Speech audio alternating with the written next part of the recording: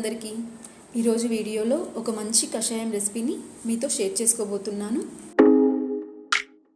ముందుగా స్టవ్ మీద ఒక గిన్నె పెట్టుకొని ఒక గ్లాసు వాటర్ని యాడ్ చేసుకోండి. ఇందులో లవంగాలు, మిరియాలు, దాల్చిన చెక్క, ఒక యాలక్కాయ, కచ్చాపచ్చ దంచుకున్న అల్లాన్ని వేసుకొని వాటర్ని ఒక 5 నిమిషాలు బాగా మరగనివ్వండి.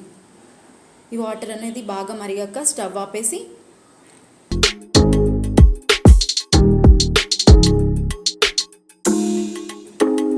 ఫిల్టర్ చేసుకొని కషాయాన్ని తీసుకోండి. కషాయంలో 1 టేబుల్ స్పూన్ హనీని కూడా యాడ్ చేసుకోండి.